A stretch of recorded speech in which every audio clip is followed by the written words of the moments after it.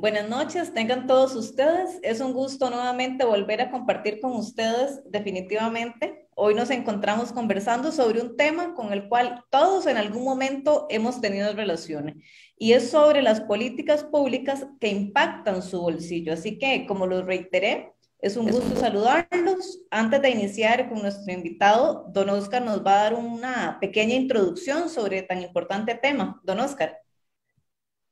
Hola, hola, Liana, ¿qué tal? Qué gusto saludarte. Un gran saludo igualmente a todos los binautas que esta noche una vez más están con nosotros. Agradecerle su presencia. Bueno, sin duda el programa de hoy, como todos los programas aquí en Canas y Ganas, es un programa para hacer siempre ciudadanía activa en procura de generar opinión proactiva, dinámica y de utilidad para todos y todas. El tema de la defensa de los derechos de los consumidores y usuarios de servicios cada día toma más notoriedad, conforme las sociedades son más exigentes y celosas de aquello que le pertenece, como es las potestades sociales, se construyen entramados que permiten articular la defensa de todos estos derechos.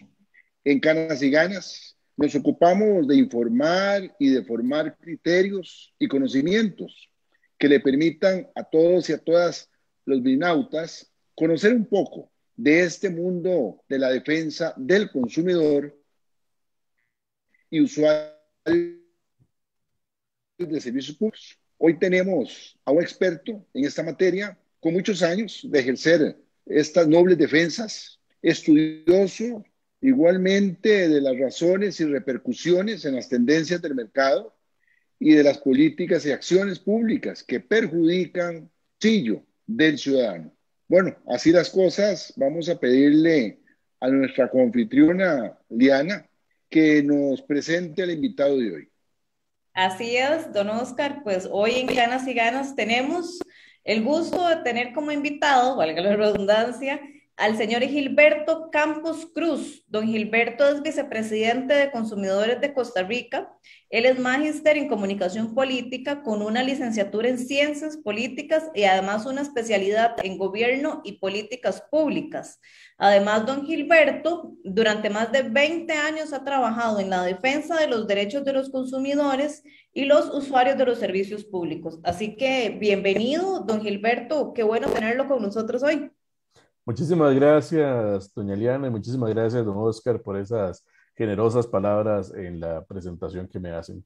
El agradecido soy yo de estar en esta ocasión con ustedes en este programa tan importante, como ustedes bien dicen, para la formación del criterio y la opinión de la ciudadanía. Nosotros tenemos 20 años de estar trabajando, no, más de 20 años de estar trabajando en la defensa de los derechos de la población consumidora nacional y de los usuarios de los servicios públicos. Y si algo hemos entendido nosotros es que esta lucha no tiene otra base que no sea la educación al consumidor. Solamente a través de la educación al consumidor y del usuario, entendiendo por qué paga lo que paga, por qué los precios son los que le presentan, por qué las cosas se dan en los mercados de diferente manera o por qué o cómo son las razones por las cuales los productos llegan a la mesa de los costarricenses. Solamente así la gente puede defender efectivamente sus derechos. El hecho de que la gente entienda cómo se fija una tarifa, por qué el precio de los combustibles sube, por qué el precio de las tarifas de autobuses se fija de X o de Y manera, por qué existen servicios que son públicos y otros que son servicios privados, pero que en alguna medida no existe posibilidad fácil de hacer esa diferenciación o identificar las instituciones del Estado que nos afectan o nos defienden, cuando nos defienden, pues obviamente eso atraviesa necesariamente por la educación al consumidor y al usuario. Y eso es un pilar fundamental del ejercicio ciudadano y nosotros nos hemos apuntado durante más de 20 años a eso. El título de este programa, decíamos, le hemos consignado políticas públicas que impactan directamente su bolsillo. Nos dice el invitado de hoy que la educación en este sentido es fundamental para la efectiva, correcta y oportuna defensa a los derechos del consumidor. ¿Está el ciudadano costarricense educado? ¿Está en ese giro propio de la defensa entendiendo lo que está sucediendo cuando sube un producto o un servicio? ¿Estamos ya actualizados en la defensa de esos derechos, don Gilberto? Viera que el camino ha sido muy largo, pero sí le puedo decir que el país poco a poco ha avanzado hacia un crecimiento de los consumidores en función del conocimiento que tienen a la hora de enfrentar los mercados. ¿Por qué? Vámonos un poquito hacia atrás, con un poquito de historia. La ley 7472 de promoción de la competencia y defensa efectiva del consumidor se publica en 1995, producto de un paquete de negociación del famoso PAE 3, ¿verdad? En aquel entonces, los que recuerdan un poco de esa historia, un poquito de esa historia patria, recordarán eso. En el 96 se reforma la Constitución Política, se reforma el artículo 46 de nuestra Constitución y se establecen algunos derechos de los consumidores en nuestra Carta Magna. Producto de eso, el Estado costarricense inició una serie de acciones tendientes a promover el desarrollo de organizaciones de consumidores en nuestro país.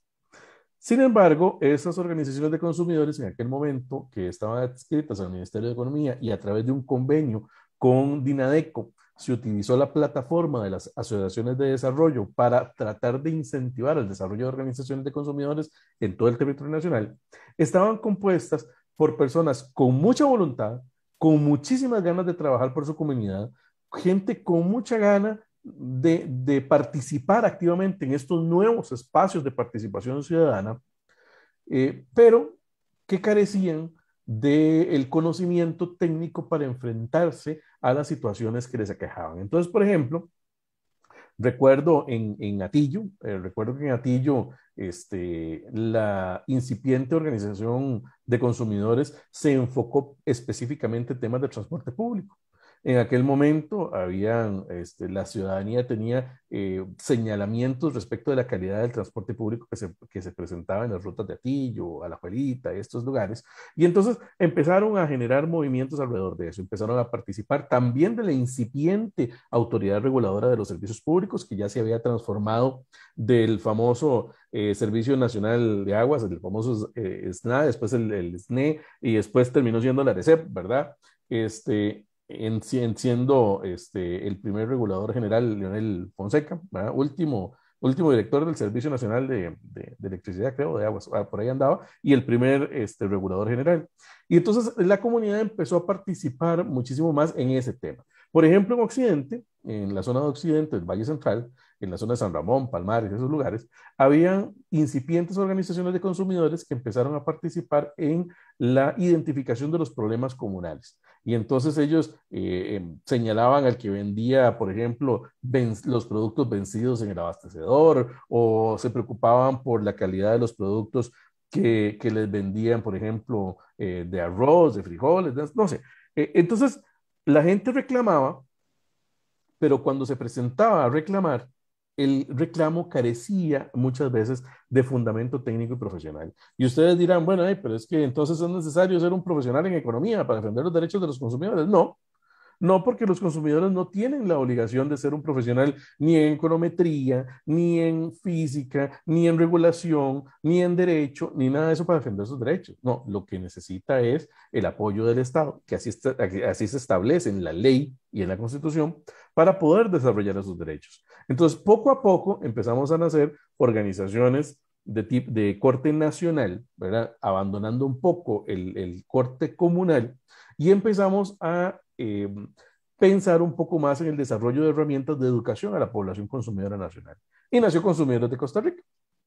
Consumidores de Costa Rica arranca con un plan muy agresivo de trasladar los conocimientos, para darles una idea, del modelo de fijación tarifaria en materia de transporte público, desagregar el modelo y construir herramientas para que la gente lo pudiera entender fácilmente.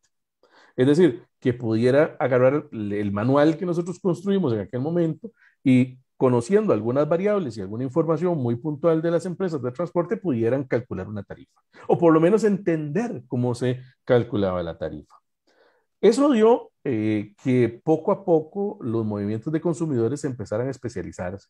Y entonces, por ejemplo, existen organizaciones de consumidores especializadas hoy por hoy en temas, en temas financieros, que se enfrentan periódicamente a entidades financieras, bancos financieras, etcétera, etcétera. Consumidores de Costa Rica que tienen muchísimos frentes abiertos desde el punto de vista de servicios públicos, en el tema alimentario, en el tema de comercio exterior, en el tema de comercio interno, en el tema de políticas públicas que se emanan de la Asamblea Legislativa, reglamentos, directrices, es decir, todo lo que el Estado hace en principio que afecta o beneficia a la población consumidora nacional, ahí estamos nosotros. Y poco a poco los consumidores hemos venido ganando espacios en diferentes escenarios, tanto públicos como privados y mixtos. Comisiones intersectoriales, comisiones públicas con participación de los consumidores, participación en comisiones en donde se junta el sector privado y el sector público. Somos miembros del Consejo Consultivo de Comercio Exterior, por ejemplo. Somos miembros de la Comisión Técnica Consultiva del Valor Nutritivo de los Alimentos, que es un órgano técnico que asesora en algún momento o asesoraba en algún momento el Ministerio de Salud en materia alimentaria. Hemos participado en múltiples comités de reglamentación técnica del Ministerio de Economía en diferentes ámbitos que han pasado por varillas, láminas de fibrocemento, láminas de zinc, hemos pasado por temas de etiquetado de textiles, hemos pasado por temas de etiquetado de, por ejemplo, de productos del mar. Es decir, el escenario es muy grande porque a final de cuentas los consumidores tenemos una gran paleta de consumo en nuestros hogares, algunos mayores que otros, algunos con mayores ingresos económicos que otros, pero siempre los consumidores tratan de buscar el mejor rendimiento por las cosas que pagan. Y ahí, en materia del ejercicio de los derechos de los consumidores, es donde nosotros nos apuntamos. Claro, y partiendo de toda esa historia que nos hacía referente al tema del consumo, creo que, bueno, a lo largo de los años, el costarricense como que ha tenido un despertar, no sé si ustedes lo pueden ver de esa manera, y no sé, de acuerdo a su experiencia, don Gilberto, ¿cuál ha sido la defensa de la cultura a raíz de esto del tema del consumidor en Costa Rica? ¿Cómo lo valora usted? ¿Cómo lo ve? Viera que la gente ahora es más exigente que en 1995, o sea, para ponerlo en esos términos. Sí, me imagino. Sí, las personas antes, vamos a ver un ejemplo muy sencillito que tiene que ver con temas de garantías. Desde que se crea la Comisión Nacional del Consumidor, las denuncias por garantías son la reina de las denuncias en la Comisión Nacional del Consumidor. Incumplimientos de garantías. Y entonces resulta que la usanza hace algunos años era de yo me compré un aparato el electrodoméstico, digamos, y me salió malo. ¿De qué tirada? Me salió malo. Y entonces la gente decía, ay, sí, qué tirada, vamos a tener que ver, buscar quién me lo arregla o cómo hacemos. Entonces la gente se medio acostumbró de que era una posibilidad de que las cosas que compraron le salieran malas. Resulta ser que con la aprobación de la Ley 7472 y el establecimiento de las condiciones de garantía y el derecho de garantía que le asiste al consumidor, de repente la gente empezó a entender que tenía tres opciones. Cuando algo le salía malo, que se lo cambiaran, que le devolvieran el dinero o que se lo repararan. Pero resulta ser que esas tres opciones no están en fila, ni tan siquiera es una después de la otra, no, es lo que yo elija.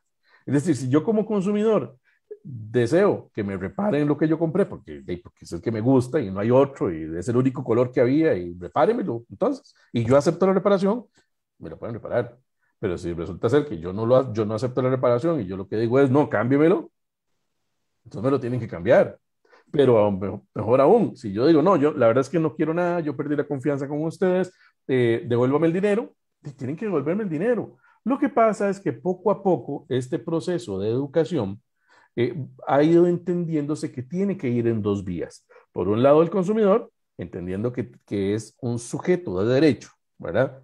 De derechos, de poseedor de derechos que debe ejercitarlos. Y por otro lado, el comerciante, que debe entender que también es un sujeto que tiene responsabilidades, que tiene obligaciones con el consumidor, que también tiene derechos, por supuesto, pero que en esa relación de consumo, el consumidor es la pieza más vulnerable de la relación y el comerciante tiene que responderle al consumidor. Entonces, mira que poco a poco, para responderle a la pregunta, poco a poco la gente sí se ha hecho más exigente, sí reclama más. Con el advenimiento de la publicitación de las cosas privadas que ocurren digamos, a través de redes sociales, la gente se ha vuelto mucho más agresiva en el reclamo de sus derechos.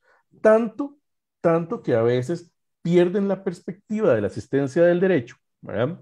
Reclaman por lo que se les ocurre que puede ser un derecho. Y entonces aquí es necesario entender que no todo lo que a mí se me ocurre que es mi derecho, ¿verdad? No necesariamente. El consumidor también tiene obligaciones. Y entonces, como yo tengo derecho de que me informen absolutamente antes de hacer una compra, yo tengo la obligación de leer todo lo que me dan antes de comprar. Si yo tengo el derecho de que me informen sobre las condiciones contractuales de una cuenta bancaria, yo tengo la obligación de leer el contrato, por ejemplo. Entonces, ese tipo de reciprocidad a veces cuesta un poco que las personas entiendan que es necesaria para el ejercicio pleno de sus derechos como consumidores. Pero a su pregunta, sí, efectivamente, ha habido un... Y de acuerdo a lo que usted decía, pues creo indudablemente que el tema de las redes sociales ha venido a jugar un papel sumamente importante, ¿verdad? Porque hoy día, si a Pedrito le salió el refrigerador malo que compró en la tienda Dos Patitos, resulta que si no se lo quieren cambiar o no se lo quieren reparar, pues sale toda la publicación en redes sociales y esto se vuelve, pero Sí. inmediatamente se repostea y es algo que se vuelve de todo el país, ¿verdad? O sea, el conocimiento de todo el país.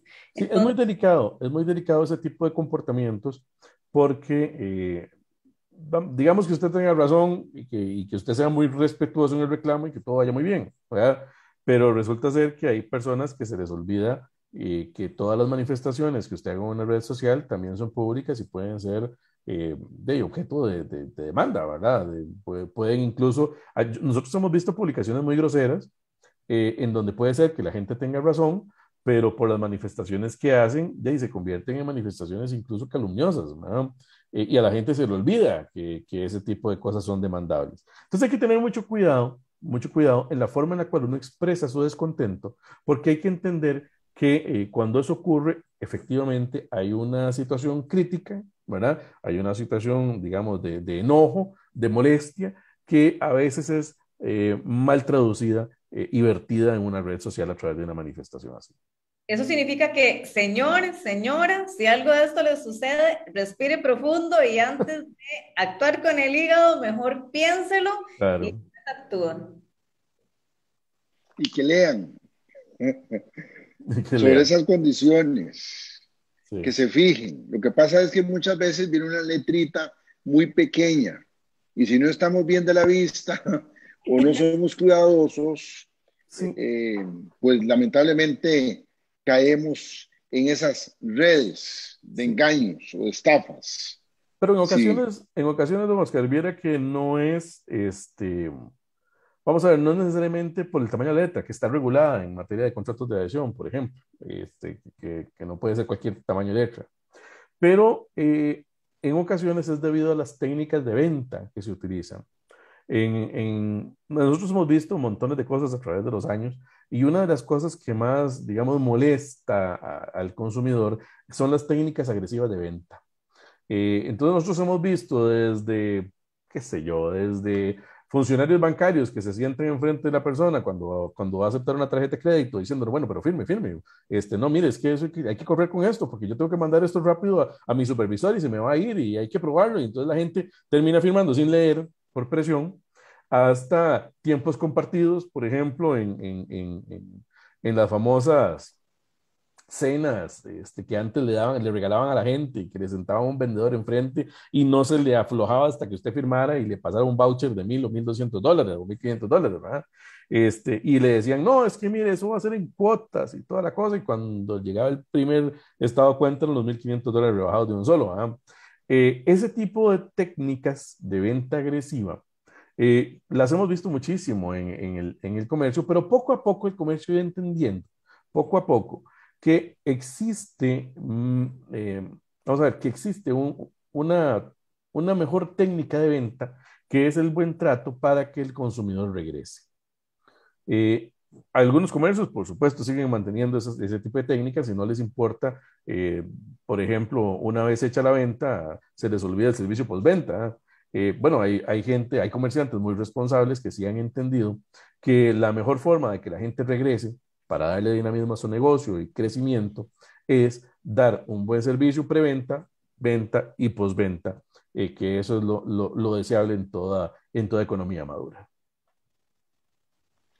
Hay un tema del cual desde hace ya tiempo atrás nuestra sociedad en Costa Rica, el consumidor, viene sintiendo, y es el tema del aguacate, como para Mm. entrar en materia sobre algunos puntos que los ciudadanos hemos resentido, porque además, si queremos pagar lo que valga un producto que nos guste y tenemos la posibilidad de pagarlo, pues de derecho. Hubo un problema a nivel de Estado, incluso tenemos una demanda, me parece, un organismo internacional, el OMC, Organización Mundial del Comercio, a razón de unas violaciones que se han dado al Tratado de Libre Comercio entre Costa Rica y México. En fin, el tema es el aguacate, se disparó el precio. Mm. No se puede importar de México, que es la mejor calidad, además es originario de este país, de esta región. En fin, ¿cómo podemos los usuarios ver este aspecto tan inverosímil, diría yo, Sí. en un estado de libre comercio donde el usuario tiene las opciones que él considere? Ahora resulta que nos han cercenado la posibilidad de elegir un producto, por ejemplo, como el aguacate. Sí, hay que decir primero que vamos a hablar en este momento de aguacate Hass, ¿verdad? Que no es, digamos, la totalidad del mercado aguacatero nacional, porque en Costa Rica se comercializan una gran cantidad de variedades de aguacate criollas, ¿verdad? En donde es la producción, vamos a ver, digamos, de Hass propiamente no alcanza para abastecer la demanda nacional.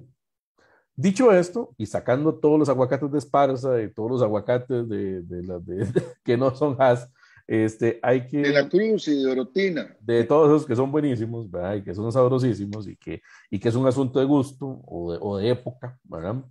Hay que recordar que el tema del aguacate Hass es un producto de alto consumo nacional. Eh, en el gobierno de Luis Guillermo Solís, el Servicio Fitosanitario del Estado emitió una resolución en donde se prohibía la importación de aguacate mexicano, aduciendo que existía un riesgo biológico por la existencia de un viroide, de un virus, que se conoce como mancha de sol, ¿verdad? El sunblotch, dirían los entendidos en la materia. Y entonces resulta que ese riesgo era muy grande para la producción de aguacate Hass nacional, según el Servicio Civil Sanitario. Y prohibió de un tajo el ingreso de aguacate mexicano en Costa Rica. Eso provocó un incremento de un tajo del precio al consumidor, porque obviamente la oferta se redujo, ¿verdad? Se ubicó solamente en la producción local, cosa que la producción local no alcanzó para abastecer el mercado nacional y produjo un incremento acelerado en el precio del aguacate Hass comercializado en Costa Rica. con varios problemas adicionales. La calidad obviamente no era igual a la importada. Los comerciantes, por ejemplo, recuerdo que la Cámara de Restaurantes y Afines, CACORE, se quejaba muchísimo por el incremento en los porcentajes de las mermas. ¿Ah? ¿Qué son las mermas? Bueno, es lo que usted termina botando del aguacate que no le sirve. Y resulta ser que usted compra un aguacate, pero usted no puede verlo por dentro. Y cuando usted lo abre, resulta ser que la mitad le sirve y la mitad no le sirve. ¿Ah? O resulta ser que venía un pedazo mayugado y el otro no. Y en el sector de restaurantes eso no le sirve a usted. Porque obviamente la presentación de los platos y el producto servido, pues obviamente necesita tener una cierta calidad, un cierto estándar de calidad. Pero no solamente eso, sino que lo dispuesto al consumidor final también bajó de calidad y ante la imposibilidad de abastecer el mercado local, entonces el gobierno decidió abrir mercados, eh, decidió permitir la importación de aguacatejas de otros mercados donde supuestamente no había virus. Entonces permitió de Perú, permitió de algunos otros países sudamericanos, permitió de República Dominicana, de otros países europeos, pero resulta ser que el aguacate mexicano tenía cerrado el mercado nacional. Aguacate que era altamente competitivo, que era mucho más barato importar aguacate desde México a Costa Rica que traerlo desde Perú para Costa Rica, mucho más caro el flete. Y curiosamente los Estados Unidos seguían importando toneladas y miles de toneladas de aguacate mexicano a los Estados Unidos, por una razón, porque resulta ser que el virus no se transmitía por la fruta, sino que se transmitía por las hojas. Y dígame usted si usted ha visto alguna vez alguna importación de hojas o de material genético a Costa Rica, de aguacatejas.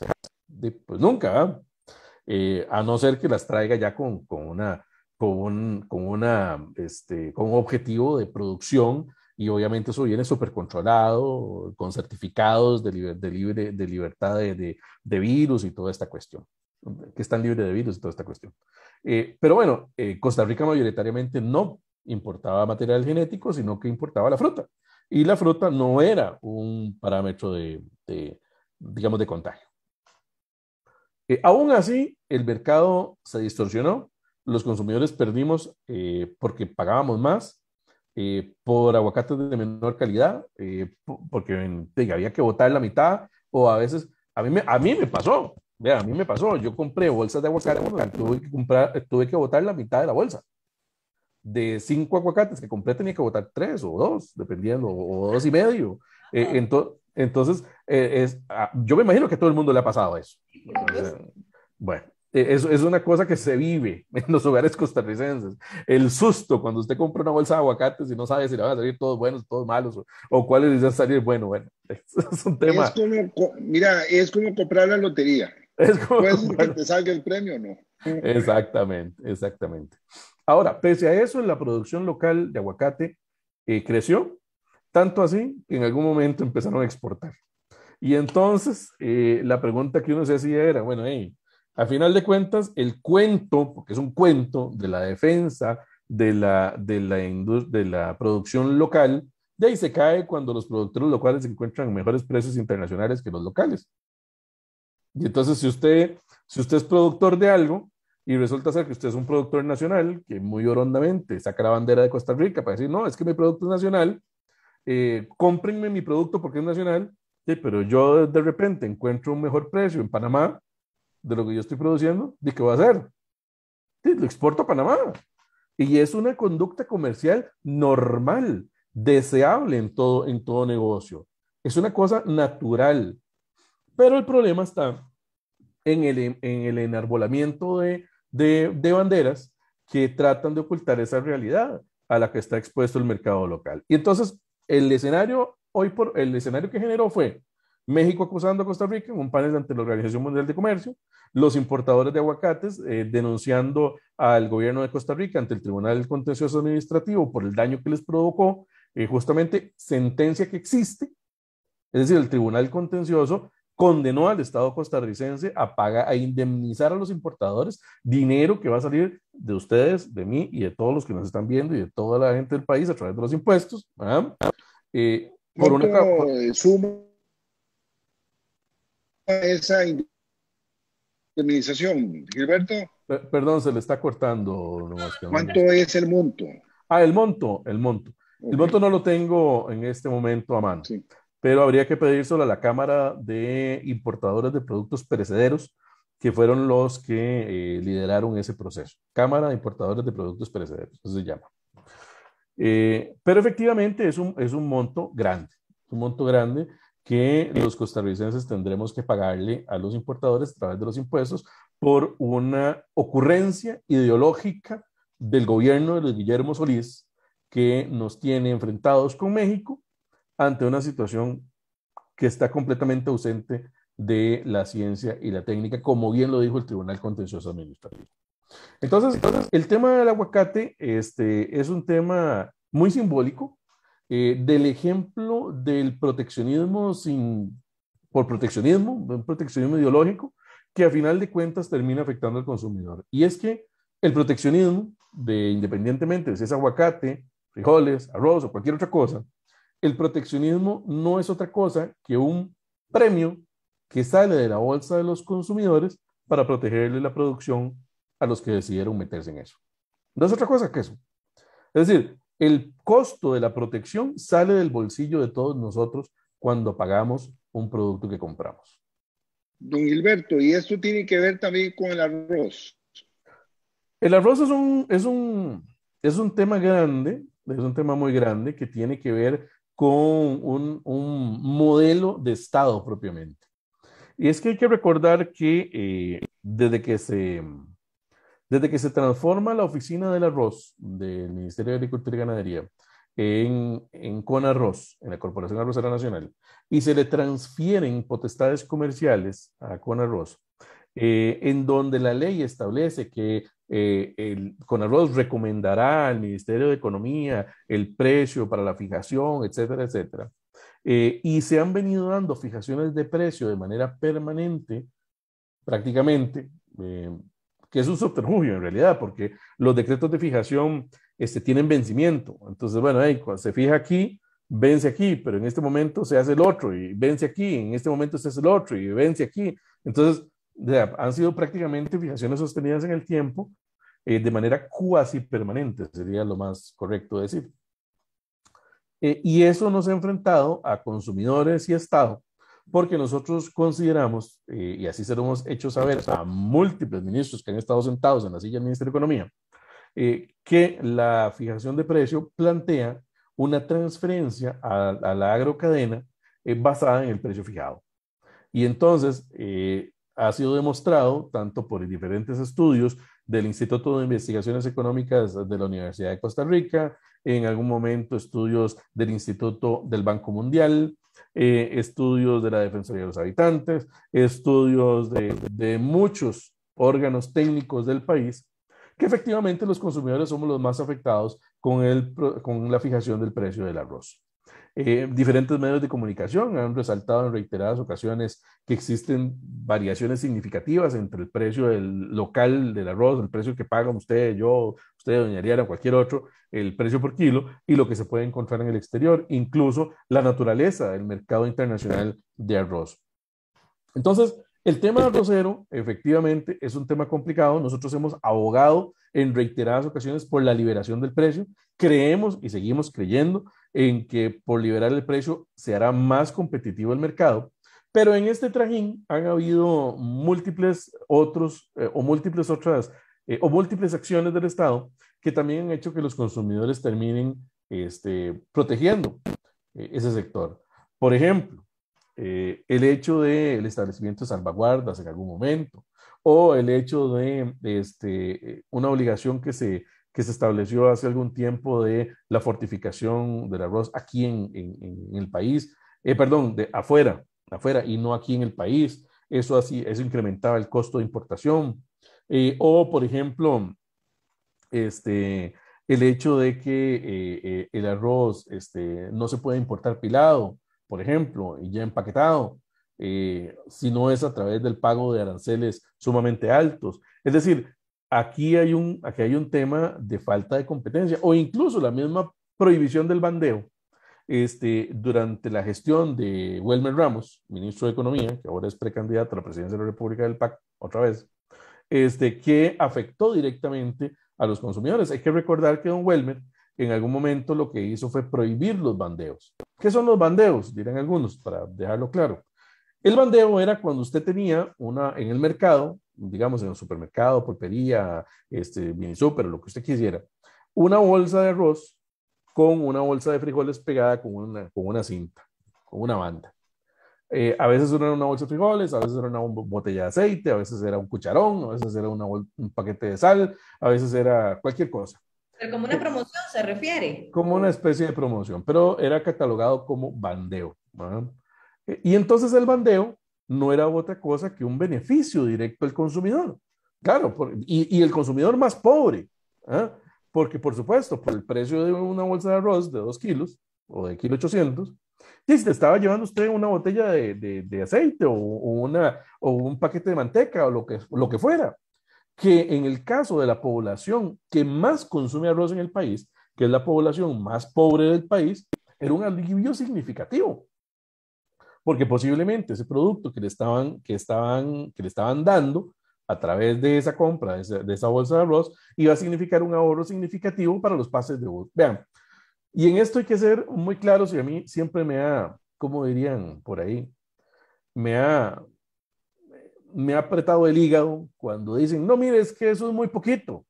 No, mire, es que eso es cualquier cosa. No, mire, es que si son 300 colones, ¿cómo se va usted a fijar en eso? Si eso no es importante, vean. Cuando uno ha visto diferentes sectores sociales del país, como los hemos visto nosotros, y hemos visto mucho en todas partes del país, nosotros nos damos cuenta de que 200 colones para una familia con un ingreso de menos de 60,000 colones al mes es significativo. Así es que a nosotros que no nos vengan a decir nunca que 100 colones es cualquier vara, perdonando la expresión, o que 200 colones es cualquier cosa, porque puede ser cualquier cosa para uno de nosotros, pero les puedo asegurar que no es cualquier cosa para la persona que está juntando 5 todos los días para montarse en el bus para ir a trabajar. Y eso es justamente las cosas que tenemos que acabar en este país. Ese tipo de distorsiones no son otra cosa que afectaciones directas a los consumidores. Por supuesto. Bueno, ahora que bien que usted lo decía, metámonos entonces un poquito en el tema también de transporte público, ¿verdad? Referente al tema que venimos tratando. Qué opinión le merece? Bueno, vamos a ver. El tema del transporte público es un tema complejo en nuestro país. Empezando porque hay dos instituciones que tienen que ver con temas diferentes. El Consejo de Transporte Público, que tiene que ver con temas de calidad, y frecuencias, permisos, concesiones y demás. Y otra cosa es la Autoridad Reguladora de los Servicios Públicos, que tiene que ver con tarifas, que tiene que ver con la aplicación de las regulaciones que establece el Consejo de Transporte Público y otras cosas. Entonces, en algunas ocasiones a la gente le cuesta entender a quién reclama, ¿verdad? Ciertamente es necesaria la continuidad de la prestación del servicio.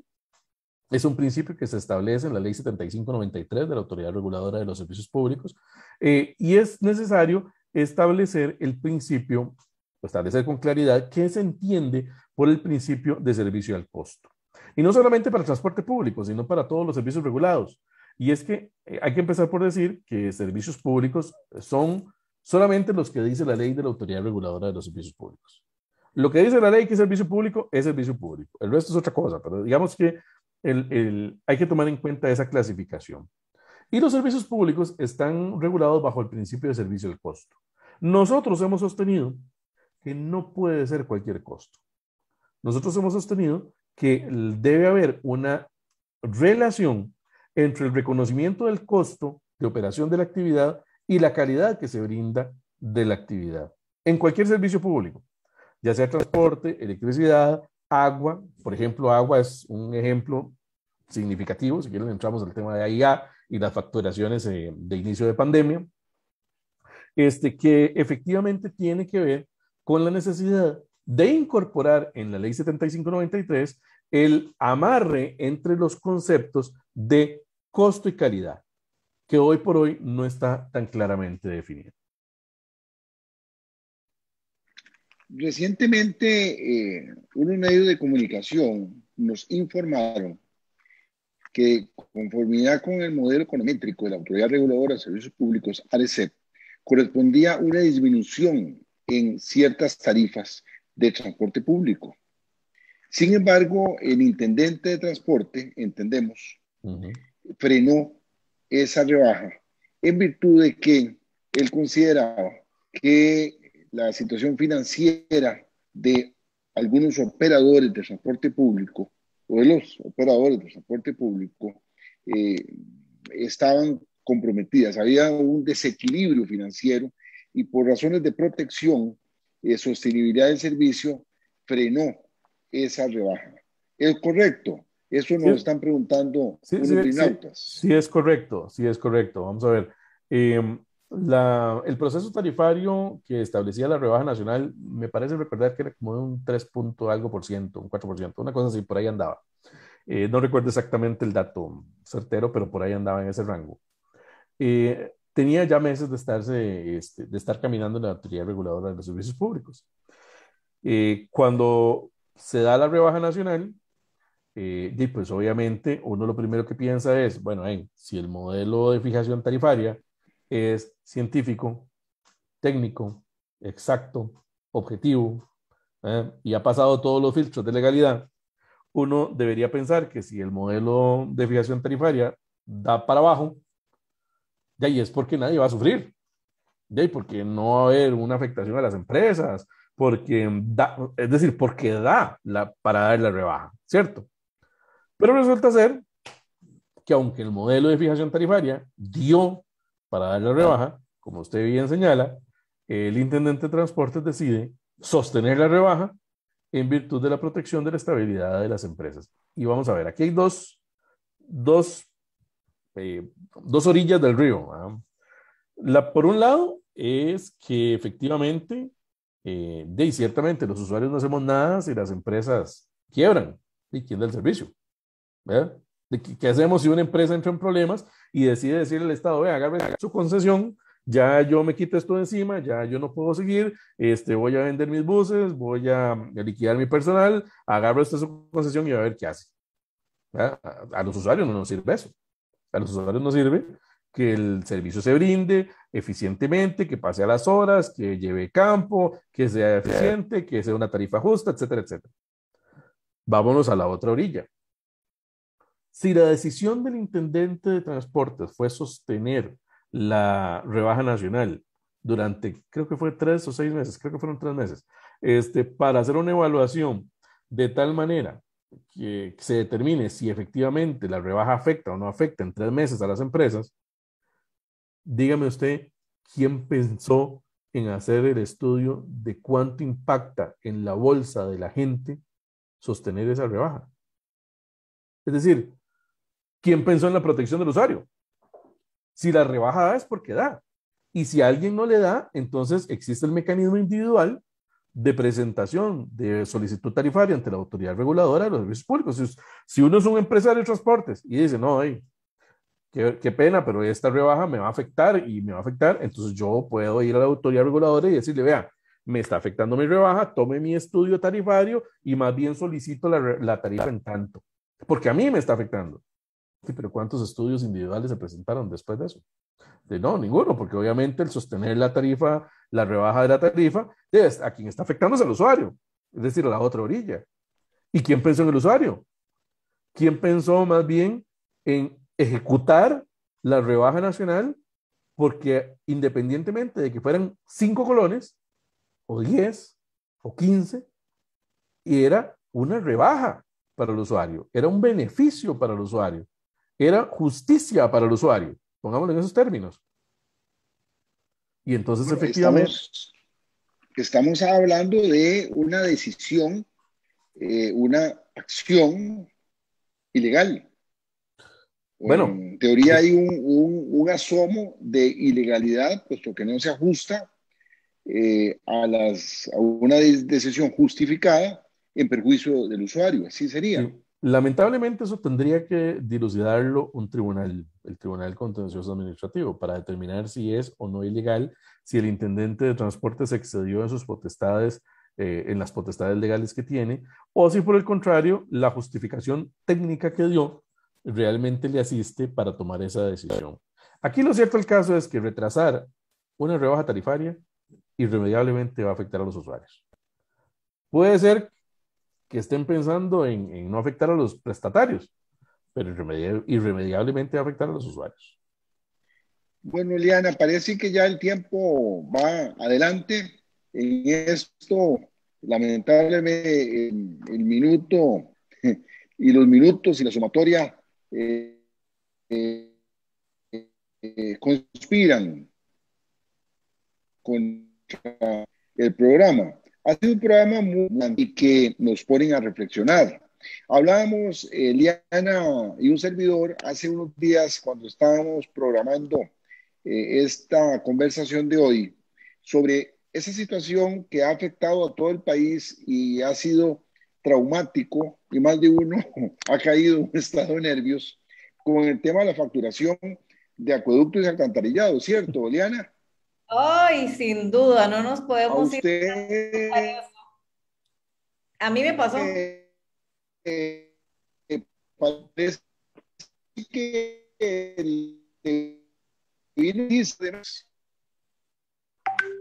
Se le va un poquito la señal, don Oscar.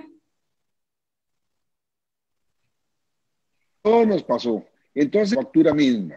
Don Gilberto, usted que es experto, ¿qué le podemos decir a todos los que nos están siguiendo en esta noche y que además estoy seguro a todos les ha pasado? Sí. Primero, tengo que decir que fue una absoluta falta de respeto del gobierno de la República no intervenir a acueductos alcantarillados en el momento en que tenía que hacerlo. La autoridad reguladora determinó que habían problemas en los sistemas de facturación. Acueductos alcantarillados, muchos meses después, reconoció que efectivamente habían situaciones que resolver y oportunidades de mejora, ¿verdad? Que ejecutar. Pero lo cierto del caso es que los consumidores fuimos los más afectados. Y ellos siempre tienen la razón. Eso es lo peor del caso. Imagínense que nosotros en casa, 3 meses seguidos, tuvimos una facturación de 450,000 colones por mes. Hágase una idea. Y Sí, nos bueno, dijeron, sí, bueno, en esos casos, obviamente lo que hay que hacer es apelar, por supuesto, el recibo.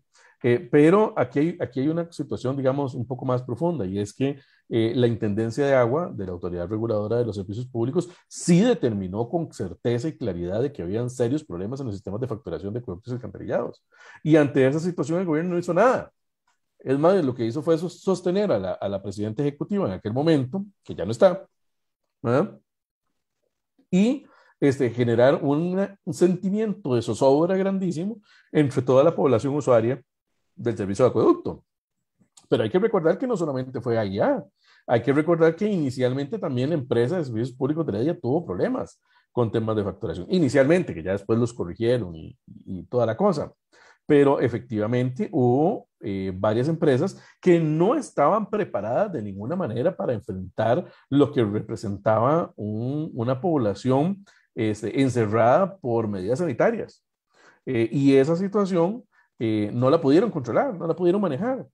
Tanto así que se inventaron fórmulas muy creativas del cálculo de promedios de consumo y demás, de que a final de cuentas terminó afectando a los usuarios. Y que la autoridad reguladora de los servicios públicos señaló como inconvenientes. Entonces, efectivamente, el tema de los servicios públicos es un tema que nos da para muchísimo más. Cada uno de los servicios públicos tiene sus detalles y sus bemoles en temas de agua, en temas de electricidad, en temas de transportes, en temas de riego y aveniamiento, en temas de correo, es decir, hay una gran cantidad de servicios públicos regulados por la autoridad y la autoridad reguladora, y cada uno de ellos tiene especificaciones técnicas muy puntuales. Entonces, en materia de electricidad, nada más para darles una idea y tal vez brincarme un poquito el tema del agua. En materia de electricidad, es muy común que la gente, es más, y sin meternos en temas de telecomunicaciones, que eso es un enano de otro cuento, dirían por ahí, pero en materia de electricidad, la gente pierde la noción en algunas ocasiones, porque no tiene por qué tenerla, de la forma en la cual se mide la calidad de la prestación del servicio público de electricidad. Y entonces, antes era muy común y ahora es mucho más estable, pero les voy a dar un ejemplo de antes para ejemplificar esto. Antes la gente se le iba la luz en la casa, o se bajaba la intensidad de la luz de los bombillos, o no había una constancia en el flujo. Es decir, ese tipo de cosas se han venido corrigiendo en el país, dichosamente. Pero es un buen ejemplo de cómo las personas no tienen, digamos, conocimiento de la forma en la que se mide el consumo de kilovatios hora, no sabe no sabe cuál es la estratificación de tarifas cuando la hay, ¿verdad? En los periodos de valle, punta y el otro.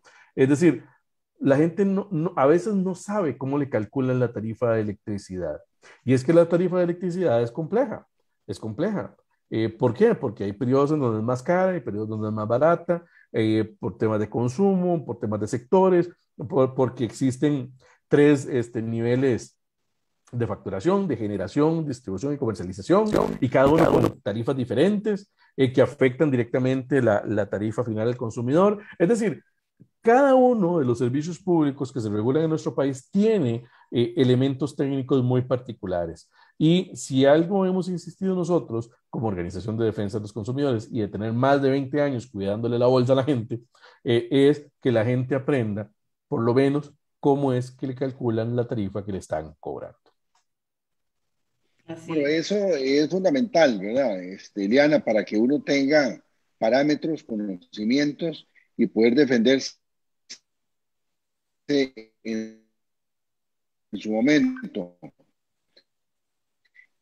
Entonces, ya cerrar ya en el sentido de que es un criterio personal ante el abuso y la barbaridad que se hizo.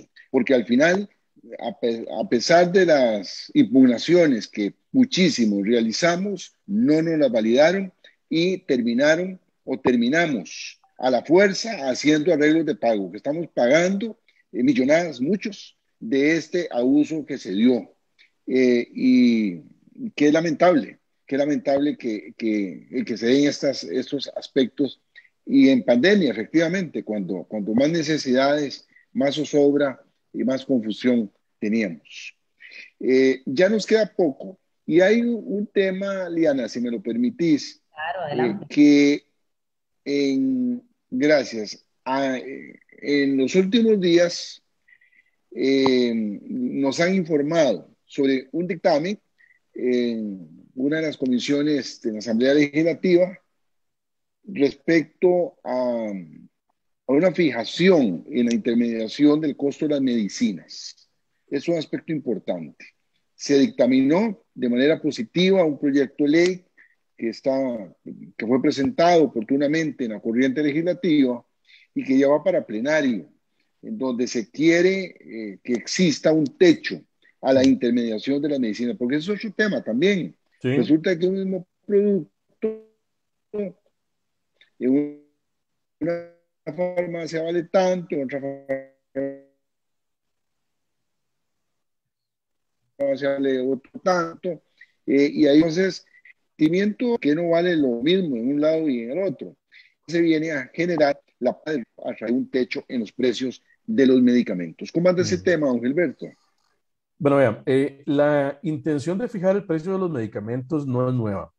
Eh, Cuando uno empieza a observar, digamos, los estudios del ministerio, que el Ministerio de Economía hacía antes, porque ya yo no he vuelto a ver que los vuelvan a hacer, en donde sacaban precios comparados de un mismo medicamento o medicamentos similares en el mercado nacional, en donde usted encontraba, por ejemplo, qué sé yo, por decir, un diclofenaco sódico a 1.000 colones en una farmacia y lo encontraba a 500 en otra, o encontraba un medicamento para el colesterol en 15.000 en una farmacia y lo encontraba en 10.000 en otra, o había diferencias de precios del 800%, 900%, 1.000 y resto por ciento. Uno lo primero que piensa es, caray, pues que el Estado tiene que meterse para regular estas barbaridades. ¿Mm? Claro. Y cuando uno empieza a entender el mercado de las medicinas en Costa Rica y se da cuenta que puede existir o podría existir una presunta concentración de mercado, ¿verdad? En la etapa de importación, y condiciones de distribución diferentes por sector para aquellas que son verticalizadas y para las que no son verticalizadas. Es decir, las que son verticalizadas son una sola empresa que tiene la importación, la distribución y la venta al detalle, ¿verdad? Las que no son verticalizadas son las que dependen de esta que importa para poder abastecerse del medicamento, para venderlo, porque yo no lo importo, ¿verdad? Ni lo distribuyo. Entonces, teniendo claro esa diferencia en el mercado, uno puede entender que el frío no está en las cobijas. Y voy a decirlo, voy a ejemplificar esto que acabo de decir. Por dicha, usted puede encontrar diferencias de precios en el mercado de los medicamentos. Por dicha. Porque quiere decir que si usted está encontrando un medicamento que vale 1,000 en una farmacia y lo encontró en otra que vale 500, entonces cómpresela a la que vale 500. No se va a ir usted a comprársela a la que vale 1,000, ¿verdad? Pero resulta ser que si usted tiene una fijación de precio, ¿verdad? Recuerden ustedes que el Estado nunca puede fijar un precio ruinoso para un competidor de un mercado. Entonces, resulta ser que si yo después de un estudio técnico determino, yo Estado, meto la mano en ese mercado y determino que después de un estudio técnico el precio promedio no es ni 1,000 ni 500, sino que es 750, desapareció el precio de 500 del mercado. Y entonces resulta ser que alguien podría decir, ay, qué dicha, ya no está el de 1,000. Sí, pero resulta ser que no vas a tener nunca más el de 500. Nunca más. Desapareciste el efecto de la competencia con ese tipo de prácticas. Y entonces, ¿cuál es el beneficio para el consumidor? Pagarle caro al que vendía barato y no hacerle ni cosquillas al que vendía caro porque posiblemente tenía toda la estructura vertical desde la importación hasta la comercialización. ¿Cuál es el efecto de eso? Entonces, más bien, lejos de estar pensando en techos y en fijaciones de precios, uno lo que debería pensar, por ejemplo, es en técnicas o prácticas como las que incurrió Colombia hace algunos años, en donde se obligó a los cuerpos médicos del país a recetar por la denominación común internacional. ¿Y qué es la denominación común internacional? El nombre del agente activo del medicamento. Entonces, en lugar de que usted le recete a su paciente X marca, no, usted le receta el compuesto activo. Y entonces yo, consumidor, llego a la farmacia y le digo, vea, el médico está recetando esto. Y entonces el farmacéutico va a tener la obligación de decir, ah, sí, señor, tengo estos 5, que las moléculas son iguales. Cambia la casa farmacéutica y depende de la confianza que usted tenga.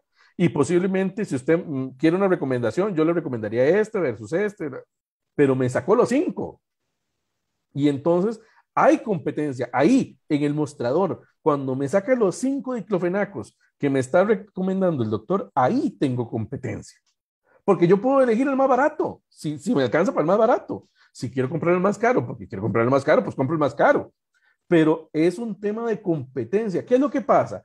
Que el reglamento de receta obligatoria por denominación común internacional nunca vio la luz en el Ministerio de Salud. Yo recuerdo que hubo un panel técnico en el Ministerio de Salud, justamente en donde confluyeron el Colegio de Médicos, farmacéuticas, nosotros estuvimos ahí en una reunión que fue la que nos invitaron, no nos invitaron a muchas más, una. Seguramente fuimos muy disruptivos en esa reunión. Entonces, nunca vio la luz ese reglamento. Pero lo cierto del caso es que eso sí beneficia directamente al consumidor, no estableciendo precios, ni techos, ni nada de esas cosas, no, a final de cuentas, lo que necesitan las farmacias pequeñas es tener pisos parejos con los cuales competir con las farmacias grandes. Y las farmacias grandes necesitan tener la competencia de los pequeños para poder presionar los precios a la baja.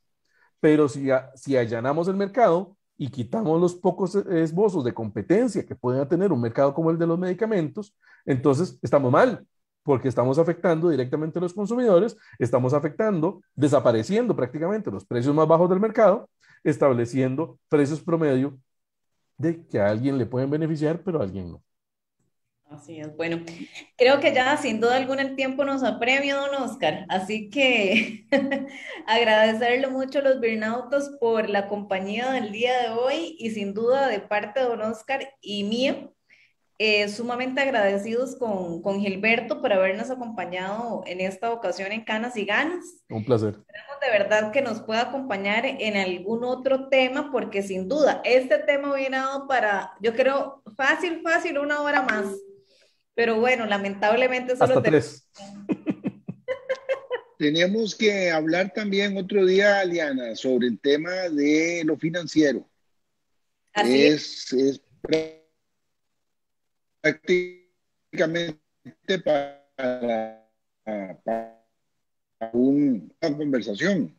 Antes pedir contacto de consumidores de Costa Rica, porque hay muchos binautas interesados en el tema. Ah, Por supuesto. claro que sí. Pueden seguirnos a través de nuestra página de Facebook de Consumidores de Costa Rica. Nosotros hemos habilitado el chat de Facebook para atender todas las consultas que la gente nos quiera hacer llegar. Ahí atendemos en la medida de lo posible, por supuesto, las consultas de manera gratuita, por supuesto, para todos los que quieren hacer sus consultas. Nosotros tratamos de hacer las orientaciones del caso. Excelente. Bueno, también agradecemos, como les dije anteriormente, a todos ustedes por su sintonía. Les acompañamos Oscar Alfaro y Liana Noguera, así que los esperamos el próximo martes en un programa más de Canas y Ganas. Hasta luego.